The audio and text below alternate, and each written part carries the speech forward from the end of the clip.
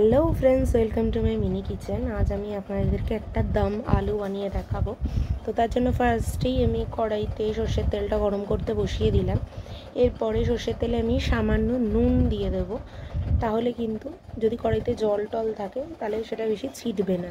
তারপরে আমি এটাতে অ্যাড করে দিলাম পেঁয়াজ, তার সাথে দিয়ে দিলাম কারি পাতা স্মেলটা আমাদের এখানে স্ট্রং দরকার, সেজন্য বেশ কিছুটা পরিমাণে কিন্তু কারি পাতাটা আমি এখানে অ্যাড করে দিলাম।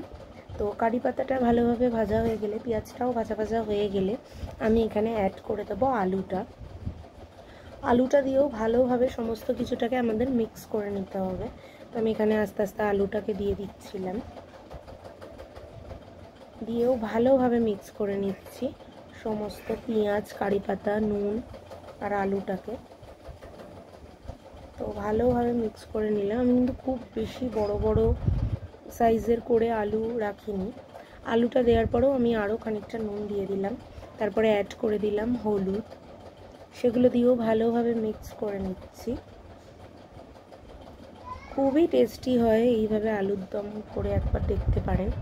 এটা রুটি বা পরোটার সাথে, ভাতের সাথেও এটা খুব ভালো যাবে। তারপরে আমি এটা চাপা দিয়ে দিলাম খানিকটা ভাবে হবার জন্য। আর এর জন্য একটা পেস্ট বানিয়ে নিতে হবে। তার জন্য আমি নিয়ে নিয়েছিলাম পেঁয়াজ, ছোট এলাচ দুটো, গোটা জিরে, কয়েকটা লবঙ্গ, কাঁচা লঙ্কা, টমেটো,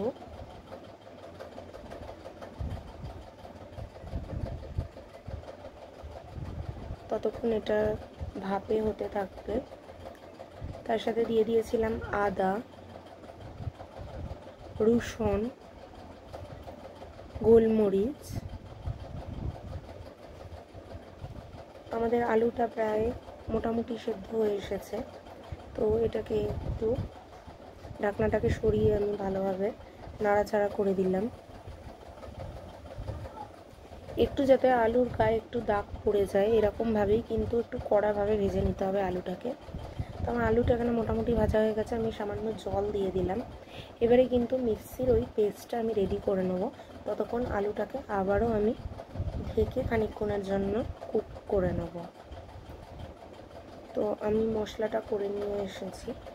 এরপরেতে আমি এখানে মশলাটা অ্যাড করে দিচ্ছি, দিয়ে কিন্তু ভালোভাবে কষাতে হবে। হাতে একটু সময় নিয়ে কিন্তু কষাতে হবে। পুরো মশলাটা আমি মিক্স করে দিলাম, দিয়েও আমি ঢাকা দিয়ে খানিকক্ষণ কুক করে নিলাম। আমাদের রান্নাটা কিন্তু হয়েই গেছে।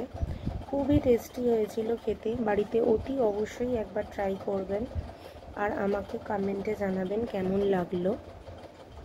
দারুণ টেস্টি হয়, এইভাবে করে দেখতে পারেন একবার।